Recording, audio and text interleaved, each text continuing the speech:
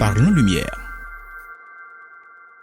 Alors, bien bonsoir à un nouveau numéro de Parlons Lumière. On s'est donné la responsabilité de mettre en lumière toutes les personnes qui se retrouvent souvent et très souvent derrière les caméras. Il s'agit des réalisateurs, des photographes, des cinéastes, toutes ces personnes qui font l'industrie de l'art en général et de la photographie et du cinéma. Voilà.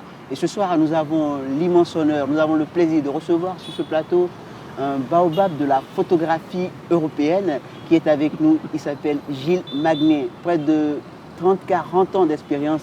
C'est un moment fort en ce moment où je vous présente ce monsieur. Bonsoir Gilles. Bonsoir Didier. Comment est-ce que tu vas? Très bien, merci de m'avoir invité. Ah bah tu es au Bénin depuis un moment. Dans quel cadre tu es venu au Bénin? Alors voilà, ça c'est important de le dire. C'est un dispositif, en fin de compte, c'est autour d'une résidence donc, qui a été initié par Alain Pateta, qui travaille sur le Bénin depuis un an à peu près, donc qui est scénariste. Et on a déjà travaillé ensemble. Donc le dispositif, c'est un principe de résidence triangulaire, 3 lieux, 3 auteurs et une thématique attribuée à chaque lieu. Donc l'invitation sur le Bénin, c'était aussi grâce à ma rencontre avec un photographe que tu connais, puisque voilà, Ishola Apo, qui est un ami, on peut dire ça. Et Ishola, je l'ai rencontré à Marrakech. J'étais à l'époque, c'était en 2019, juste avant les problématiques de Covid. Et en fin de compte, j'étais là pour un commissariat d'expo général sur un photographe que je vais citer, Michel Nachef, qui malheureusement nous a quittés entre-temps, qui est un très grand photographe, qui a travaillé 60 ans au Maroc, qui était libanais. Donc comme je sais que le lieu est aussi, voilà. Et donc l'idée, c'était vraiment, je travaillais directement avec lui. Parce que je fais des commissariats d'expo dans le cadre aussi de mon travail, puisque je suis, on va dire, je suis diplômé de l'école d'Arles. Et donc le panel est très large, puisqu'il y a évidemment la pratique, il y a la réflexion, il y a les commissariats d'expo, l'écriture photographique, qui est un domaine qui m'intéresse de plus en plus. Et donc j'avais eu cette chance de pouvoir le représenter, le mettre en lumière à Marrakech. Et la rencontre avec Ishola, elle est assez incroyable puisque je le rencontre dans le dernier quart d'heure, à la fin du festival, dans le bus. Je cherche qui est ce photographe dont j'ai vu le travail qui m'a absolument, totalement ébloui. Et je m'adresse à quelqu'un et c'est lui qui me répond, il me dit c'est moi. Voilà. Donc, voilà. Donc l'arrivée au Bénin, c'est un cadeau parce que je suis aussi avec Damien qui fait partie du dispositif, Damien Voindreau, et qui nous accueillera en Picardie dans la fameuse triangulation dont je parlais tout à l'heure. Et en dernier, j'accueillerai Ishola et Damien donc, sur mon territoire, qui est Arles, donc capitale mondiale de la photographie. Voilà, exactement.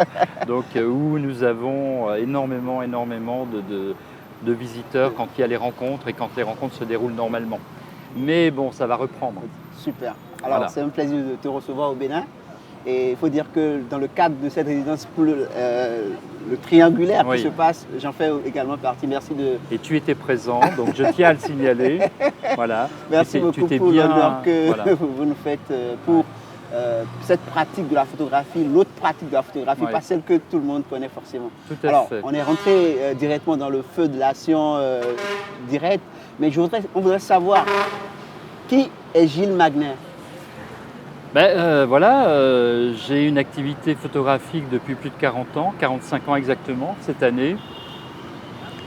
Et je n'étais pas du tout destiné à être photographe. Voilà. J'étais dans un domaine tout à fait différent. Et pour plein de raisons, mais une raison, on va dire, qui aujourd'hui me confirme que j'ai fait le bon choix, j'ai compris qu'en fin de compte, dans la vie, il fallait faire le choix de son existence. Et moi, c'est la photographie qui m'a permis ça. Donc, j'ai commencé très jeune, mais j'étais passionné de photographie.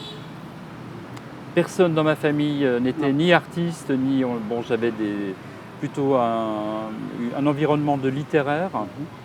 Et par contre, j'avais un environnement visuel très fort, parce que je suis pas né exactement là, mais je suis revenu le lendemain de ma naissance, dans un endroit qui s'appelle Ornans, et qui est le lieu où a vécu et où a peint Gustave Courbet, qui est un peintre absolument connu de tous et qui a créé l'origine du monde. Donc je savais que j'avais quelque chose à faire sur ce territoire.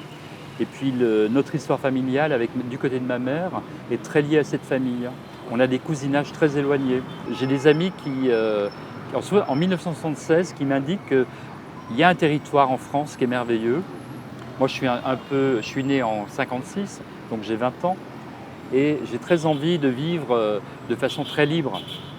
Donc, il m'indique un territoire qui est la Camargue, qui est un delta, très sauvage et très époque Babacool, post-Babacool. Et donc, du coup, je prends une voiture et je descends dans cette région. J'arrive à Arles, et à Arles, je ne connais pas, et en fin de compte, je charge ma voiture de boîtes de conserve, d'eau, etc. Parce que le territoire où je vais, il n'y a absolument rien. C'est vierge. C'est complètement vierge, c'est la plage, c'est la vie dans la nature, voilà. Et donc, je demande, comme ce soir, une bière pression. Je demande où je peux boire une bière pression. Okay. Et évidemment, tout le monde me dit, il faut aller sur la place du Forum. Et la place du Forum, je ne connais pas. Donc on m'indique, et c'est un gitan qui m'indique, qui garde la voiture et qui me dit, tu vas là-bas, voilà, comme ça, etc. Il me montre. Et je rentre dans un bar, un café, et il n'y a personne.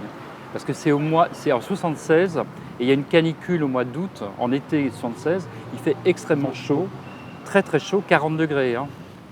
Il n'y a pas qu'ici qui fait chaud. Et donc il fait très très chaud, et il n'y a personne. Et comme ils disent dans le sud, il y a des gains. Des gains, ça veut dire personne. Et je rentre dans un café, et j'avais deux choses sur moi, mon portefeuille et mon premier appareil photo professionnel. Voilà. Et c'était quel modèle, parenthèse? C'était un Canon F1, avec un objectif normal, un 50 que j'utilise toujours. Argentique? Argentique, évidemment, à l'époque argentique. Merci de me rappeler mon âge. Et donc du coup, je suis là et je pose mon appareil photo sur la table et je demande où sont les toilettes, etc. Donc, et je dis non, il me dit non, ça risque rien et tout. Je reviens et quelqu'un m'interpelle véritablement derrière moi, dont je ne réponds pas, personne ne me connaît. Donc voilà, qui insiste et tout.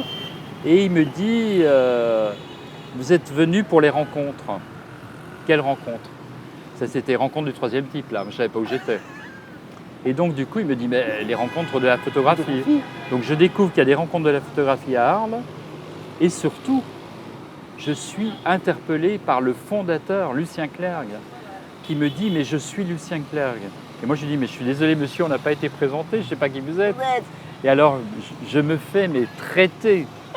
Et donc, du coup, voilà, ça a marqué quelque chose. Et Lucien Clergue est mort il y a, si je ne dis pas de bêtises, il y a 6 ans, 7 ans maintenant. Et quelques temps auparavant de son décès, on était devenus très on se croisait, voilà. Et je lui ai dit, Lucien, il faut que je vous dise quelque chose. Si je suis photographe, c'est un peu grâce à vous. Il m'a dit, mais c'est normal, parce qu'il avait quand même ce côté. J'ai tellement rencontré de photographes à travers mon. Voilà. Et donc je lui raconte l'histoire. Il était extrêmement touché. Parce qu'en fin de compte, il y a cette dimension. Arles, c'est une ville aujourd'hui qui a pris une ampleur internationale. Mais ce qui est formidable, et c'est pour ça que je suis super content qu'on soit dans ce dispositif. Parce que du coup, Ichola va venir à Arles, Damien ils vont venir à Arles, et on va être totalement immergé dans cette culture de l'image, qui n'est pas seulement la photographie, mais qui est vraiment une culture de l'image, avec énormément d'ouverture sur le monde.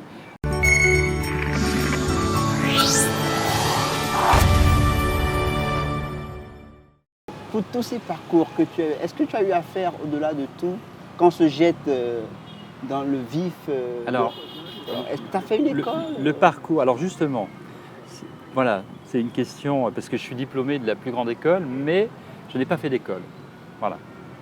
Donc, quid de comment j'ai fait? Moi, je suis complètement autodidacte, et j'avais un diplôme supérieur dans un autre domaine, et pendant des années, on me demandait, quand j'intervenais et tout, mais c'est la France. Mais vous n'avez pas de diplôme. Voilà. C'est pareil qu'ici. Donc je fais un raccourci si tu veux. Donc j'avais quasiment, quand j'ai fait ma... Alors j'ai fait ce qu'on appelle une validation des acquis de l'expérience, une VAE. Et là, petit clin d'œil à l'histoire et à nos ministres, c'est grâce à Jacques Lang, très grand ministre de la Culture. Il faut vraiment, il a créé beaucoup de choses, mais pour la photographie, il a créé 2 choses. Il a initié l'École nationale supérieure de la photographie, il l'a installée à Arles. Voilà. Toujours la ville de la photographie. Voilà. Oui, mais c'était pas gagné. Moi, je connais un peu les rencontres existaient, mais c'était pas gagné. Donc, ça marquait sur un territoire une école nationale, à l'époque, nationale. Et moi, j'ai fait ma soutenance à l'école photo en 2012, et l'école venait de passer École nationale supérieure de la photographie. Et pourquoi je raconte ça? Parce qu'en fin de compte, ce que je trouve formidable quand on a des vraies politiques culturelles, c'est que les gens osent, ils initient sur des territoires. Et je vais faire la bascule sur mon travail d'auteur. En fin de compte, quand j'ai fait ma soutenance, j'aurais pu dire un photographe français, un photographe européen. Et en fin de compte, j'ai choisi un photographe américain. C'était qui? Aaron Siskind. Et Aaron Siskind, c'est quelqu'un qui est un peu dans l'ombre. Pour moi, c'est un très grand. Et pourquoi j'ai choisi Siskind? Parce qu'en fin de compte, il avait 2 qualités.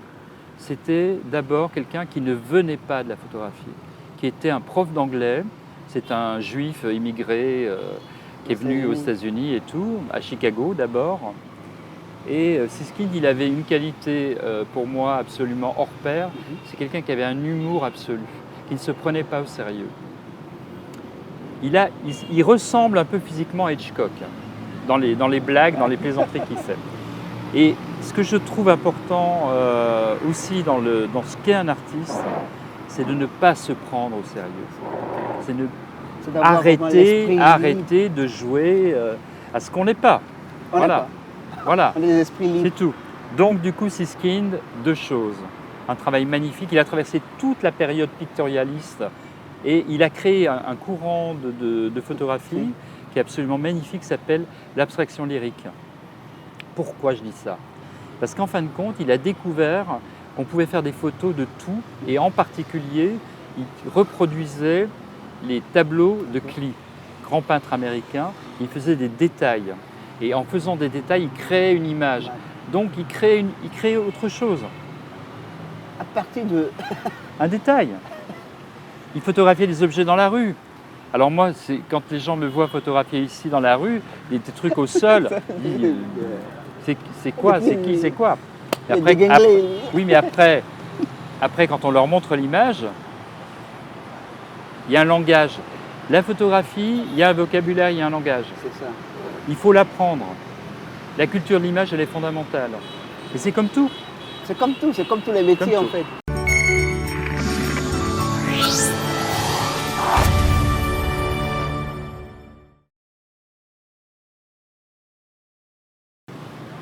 J'ai une anecdote, je vais te raconter une anecdote. Sur la première expo à Paris, en 2000, j'ai une expo monographique, il n'y a que mes photos dans une petite galerie, Vanessa Kwang, dans le 1er arrondissement. Et j'avais raconté ça à Damien et à Ishola, et c'est une anecdote qui m'a vraiment bouleversé. Et cette galerie était vraiment sur la rue, et à l'époque je fumais. Donc je sortais, le soir du vernissage, je suis dehors, je fume une cigarette. Il y a une fille absolument magnifique qui marche dans la rue, et je ne sais pas pourquoi, je l'invite, je lui dis mais rentrez, c'est ouvert, c'est le vernissage et tout. Elle rentre. Fait le tour, des photos, il y avait une photo qui était collée à la vitrine et tout. Elle est devant la photo, et elle se met à pleurer, à pleurer, à pleurer. Ça coulait au sol. Et moi je suis là, je dis mais qu'est-ce qui se passe? Et à l'époque, il n'y a pas de téléphone portable, de trucs. Elle est toute seule, elle est là, elle pleure. Donc je suis bouleversé, je rentre, et je ne dis rien, je dis surtout pas que je suis le photographe. Et je dis mais qu'est-ce qui vous arrive? Puis tout le monde est là un peu, je dis qu'est-ce qui vous arrive? Et elle me dit, je ne sais pas qui a fait cette photo, mais le photographe qui l'a faite pour moi. Et là je lui dis, c'est moi. Elle me regarde, Si ça n'avait pas été le soir du vernissage, je prenais la photo, je lui donnais. Et après, je me suis dit, mais non, non, elle l'a emmené. Elle est bien partie avec la photo. Elle l'a emmené dans sa tête. Ça, on voit Voilà. l'objet physique. Donc, sur les histoires de reconnaissance, d'achat, de vente, de galeries, etc., Ou d'obtention de prix. on donne des choses. C'est ça. L'artiste, c'est quelqu'un qui donne. S'il n'y a pas une générosité dans l'œuvre n'est pas complète. Je ne veux pas dire que l'œuvre n'est pas bonne, mais elle n'est pas complète. Il manque un petit bout.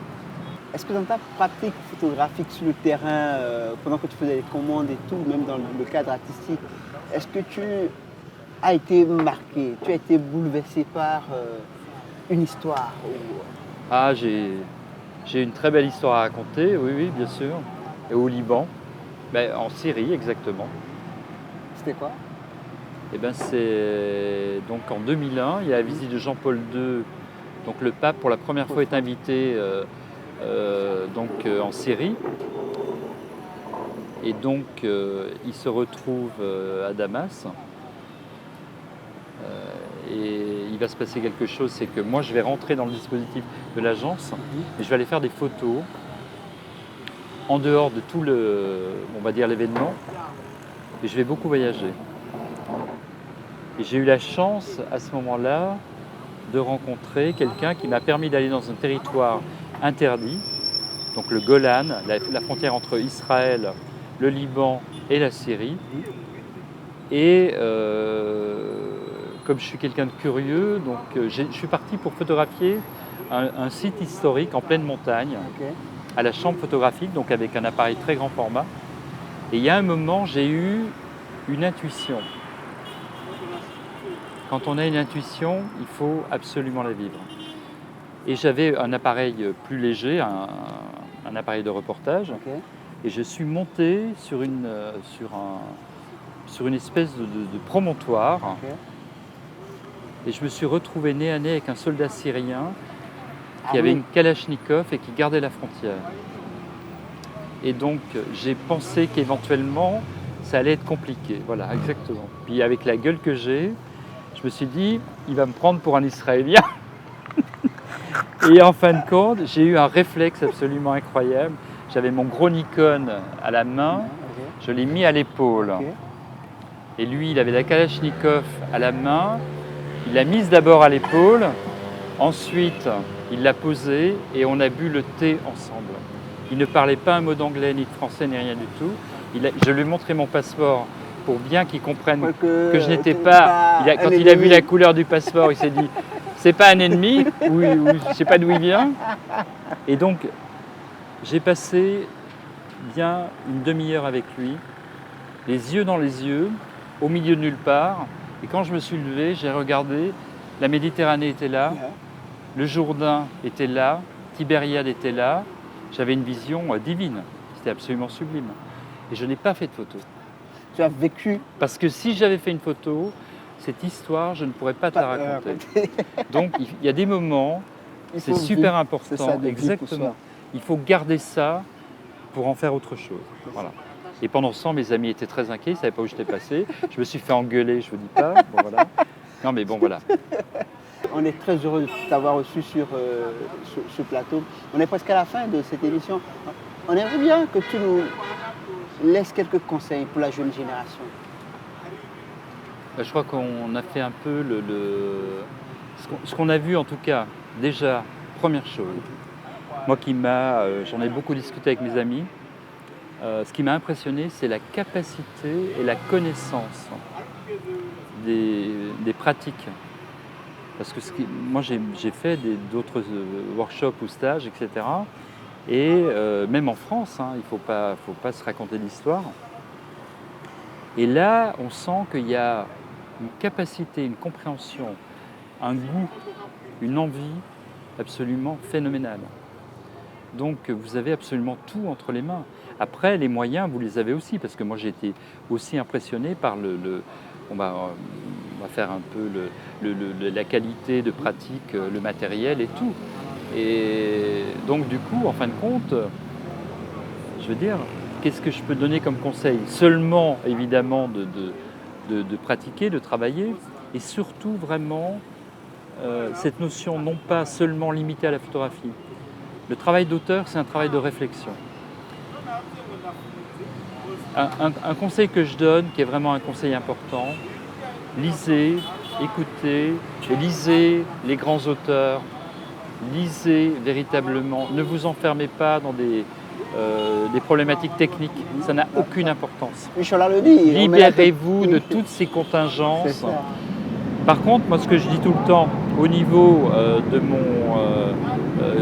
quand je donne vraiment une formation ou un workshop, apprenez véritablement comment ça marche. Comment marche un appareil. Parce que l'appareil photo, il vous trahit. Si vous ne savez pas l'utiliser, vous n'avez pas la bonne photo. Donc c'est à vous de le maîtriser, surtout aujourd'hui. Donc c'est vous qui êtes le maître du jeu. Voilà. Si on ne connaît pas son cheval, on ne va pas très loin. C'est ça. Voilà. On risque de se faire renverser. On peut se faire... ouais. Alors la suite du projet trilogique entre les Cotonou, Arles Et donc la Somme, les Hauts-de-France. Ouais. Ouais, la suite serait quoi? Ça finira, parce qu'on sait qu'au 15 décembre, il y a déjà la suite, c'est qu'on est dedans. Dans 2 jours, il y a l'Expo. Voilà, mercredi, on vous fait une projection. Enfin, quand on va vous faire une restitution par projection. On a trouvé que le dispositif était plus dynamique, moins formel et surtout, vu les conditions malheureuses de sécurité sanitaire, on trouvait dommage de monter une exposition pour qu'elle ne soit pas vue. Voilà, ce qui est dommage. Voilà.